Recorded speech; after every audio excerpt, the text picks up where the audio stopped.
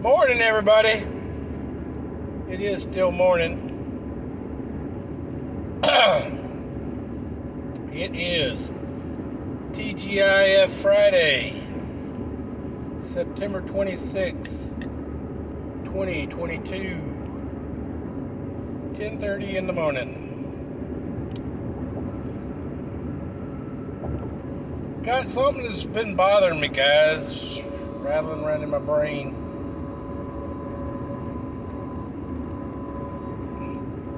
And I think I touched on this in a previous video. It's weighing pretty heavy on me, so I want to talk about it, guys. Has society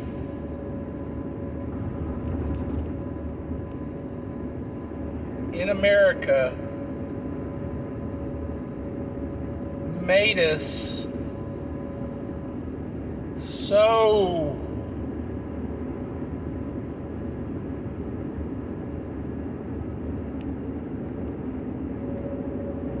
American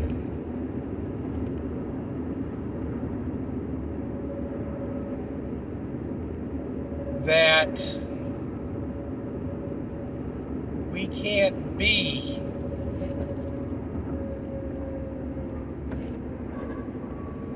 the America we was in the beginning.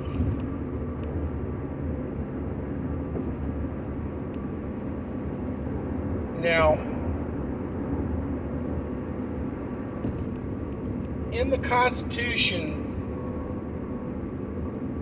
everybody who signed that Constitution, the moment they put their name on that line, became wanted men, enemies of the crown.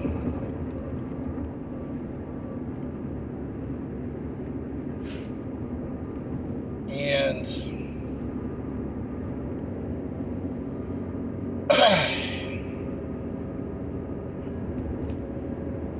most of the men on that document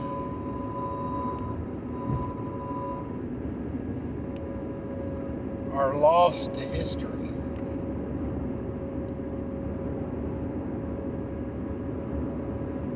And why did they become lost to history? Because history is written by the victors, and history likes to romanticize its darker side to make it more palatable. Most of the men on the document we call the United States Constitution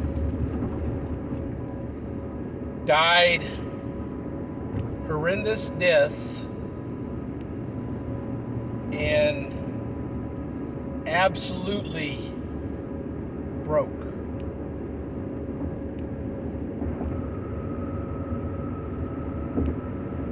Every man who put his name on that document was a man of wealth, prosperity, and influence.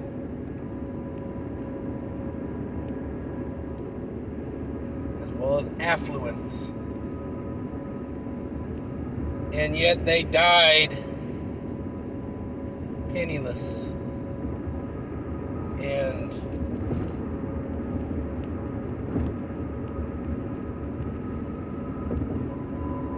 lost to history.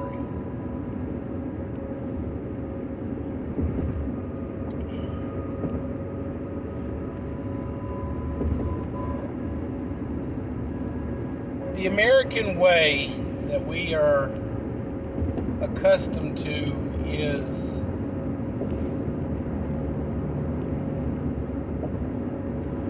2 cars, a picket fence, 2.5 kids, and a turkey in every pot.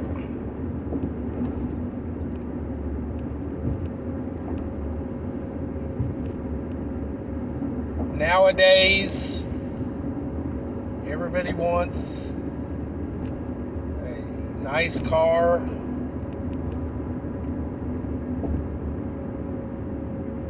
a nice house, a big screen TV,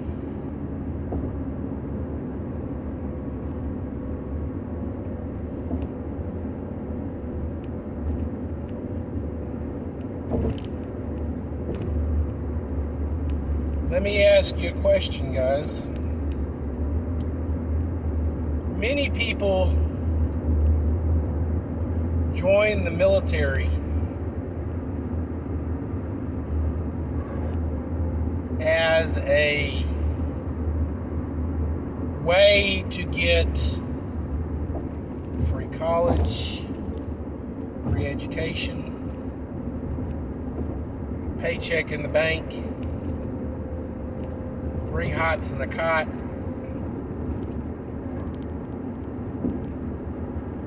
four years of service, and then you get the GI Bill that gets you some college and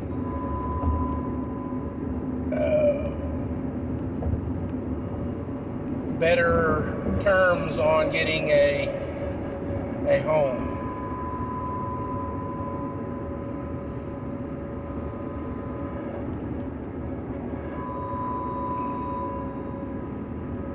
A lot of people see that for what that is, as a stepping stone. But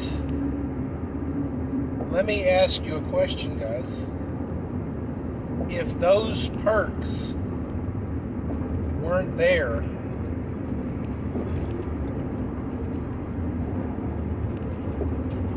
would they join the military?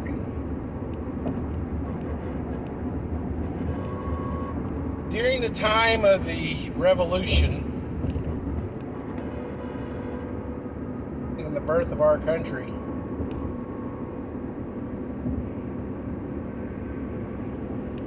George Washington and his officers conscripted soldiers. Conscripted is kind of like the draft. You were able-bodied, young, healthy, could carry a gun. You were drafted. You were conscripted.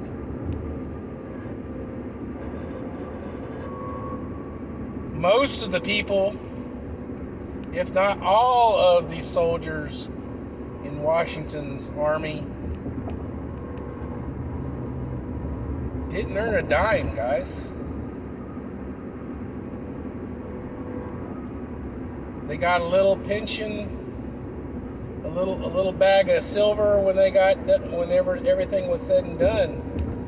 But for the most part, George Washington's military was running on a shoestring. Everybody's heard that legend of, at the time when Washington was crossing the Delaware, that same time frame, his men were boiling and eating their boots and their belts because they had no food.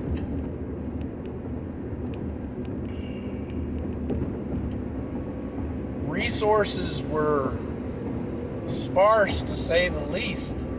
It was wintertime. Hunting was sparse, to say the least.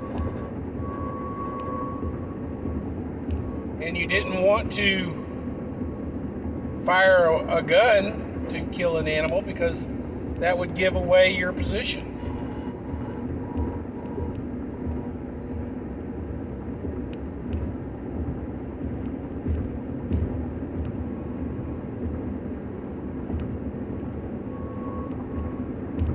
But these men, although conscripted, not having joined of their own volition, had a dream to be an independent country out from under the thumb of the ruling party of Great Britain.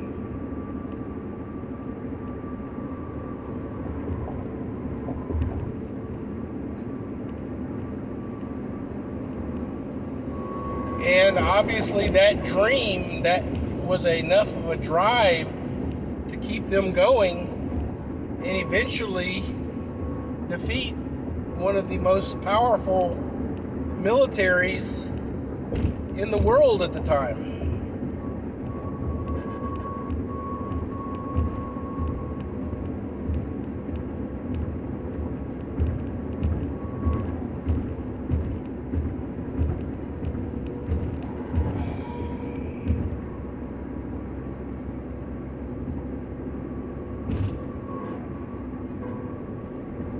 Let me ask you a question, guys. We're seeing a war in the Ukraine. We are seeing civilians being armed and going forth and fighting.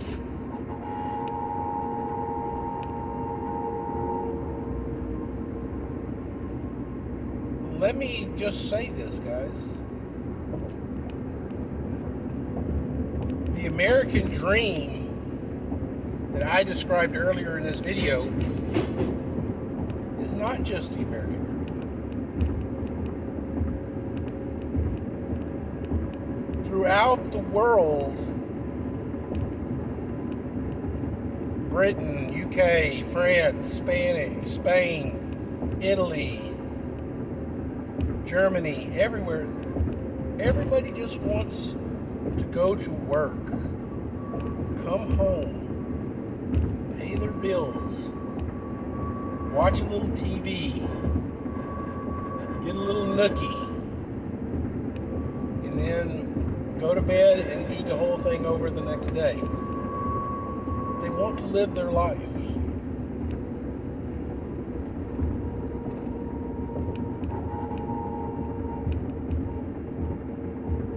But unfortunately, the world functions on money.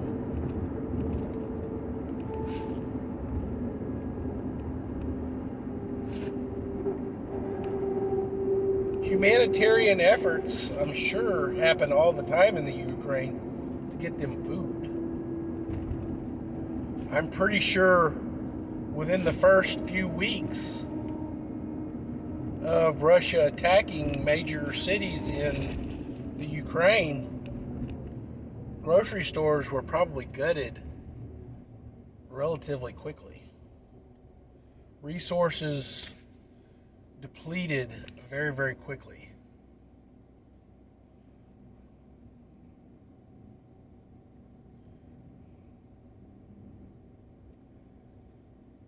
Ladies and gentlemen, boys and girls, children of all ages,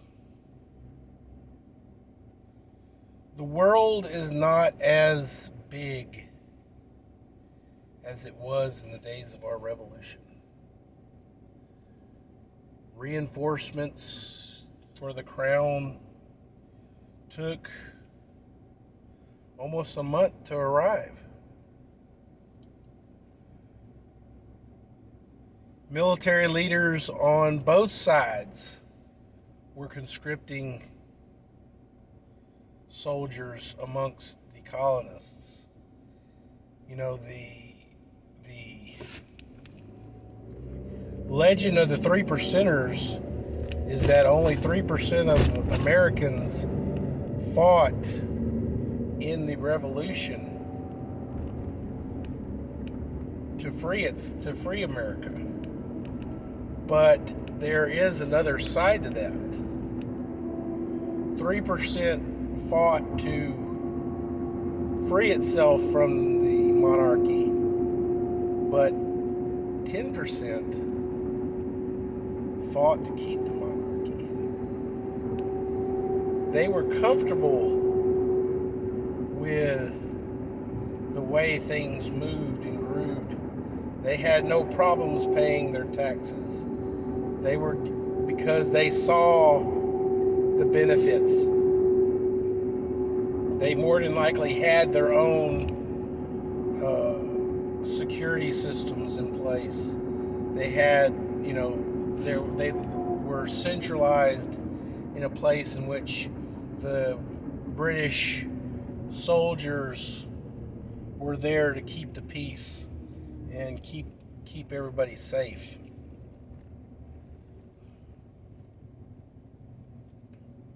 They saw the representation for their taxation.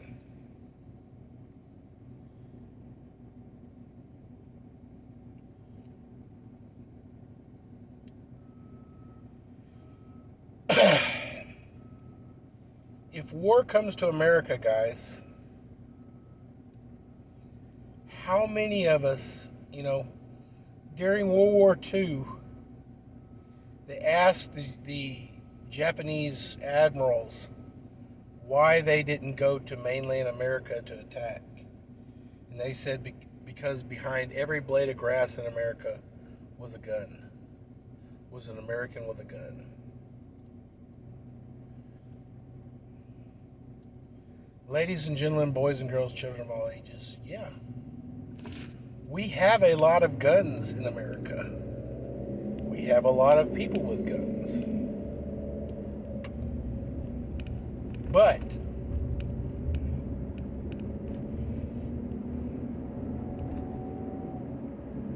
our military has been refined over the 20 years of Afghanistan war to the point we're not the sledgehammer we were in World War I and World War II, where we just poured bodies to overwhelm our enemies. We've become a scalpel.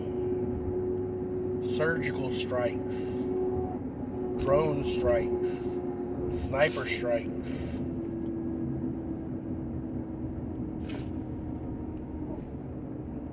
We are a scalpel to dismantle and cut off the heads of the snakes.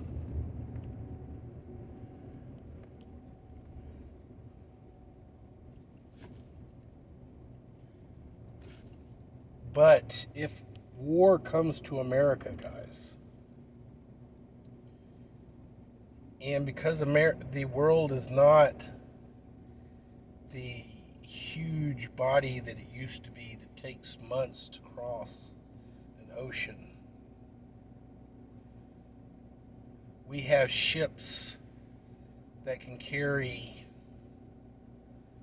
hundreds, if not thousands, of soldiers in every army all over the world. We have planes that can carry hundreds of soldiers in every army all over the world. Technology has made the world a much smaller place. Reinforcements would not have to come from conscripted civilians in the area. It can come from its own body.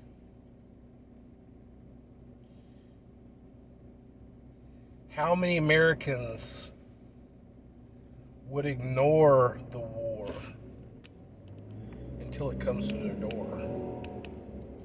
They would continue working, come home, watch TV,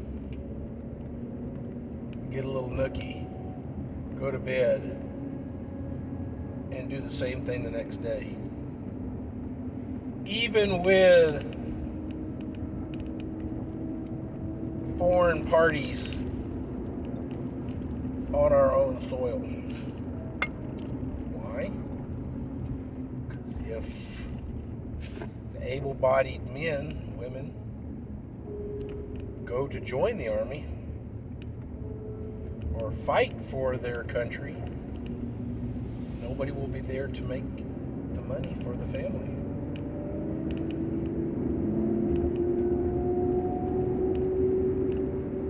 I ask myself the question here in Houston. If war comes to California,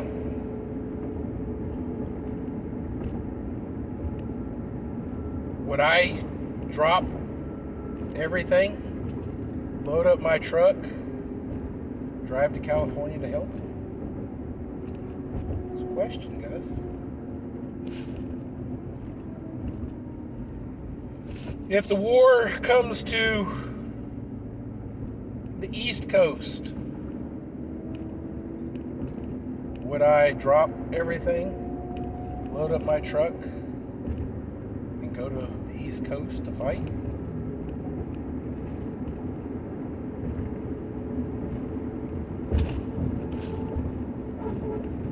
If the war comes to Louisiana, in the Gulf of Mexico,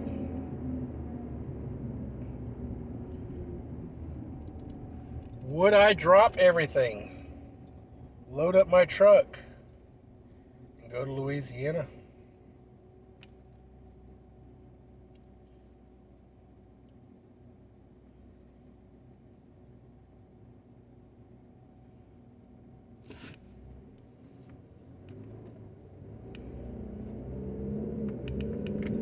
If the war comes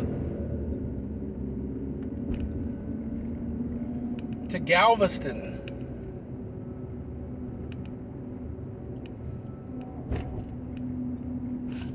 to the ship channel,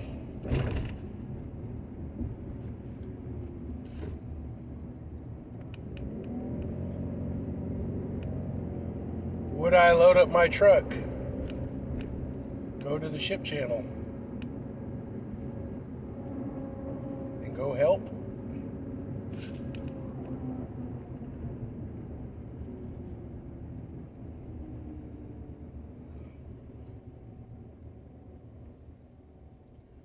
You know,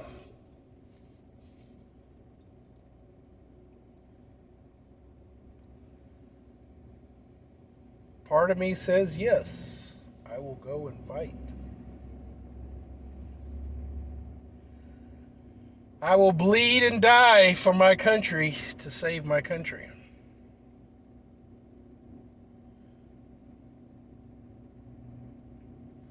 But then part of me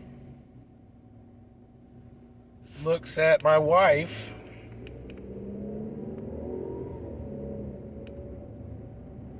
and I ask myself, what would my wife tell me in a situation like that?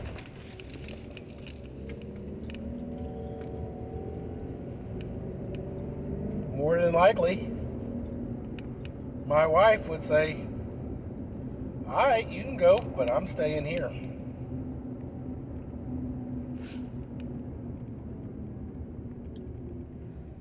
So then I'm torn on defending my nation versus defending my wife and my stuff.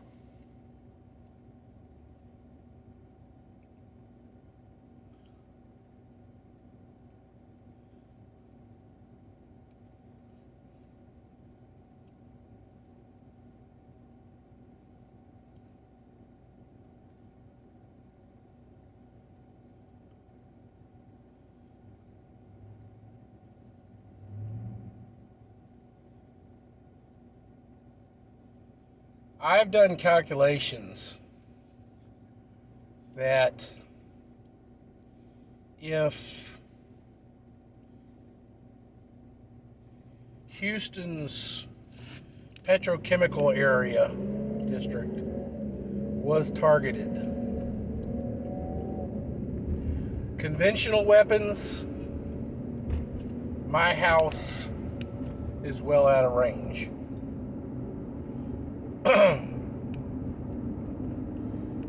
If the wind is blowing the wrong direction, though, I'll probably get some feedback from the chemicals.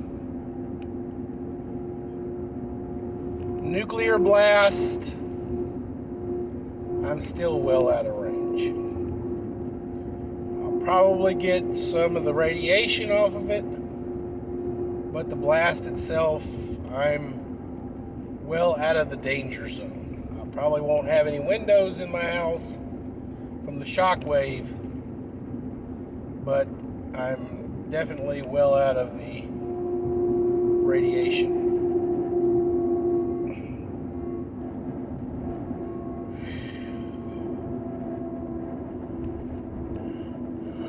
But, guys, girls, ladies, gentlemen, children of all ages, you gotta ask yourself,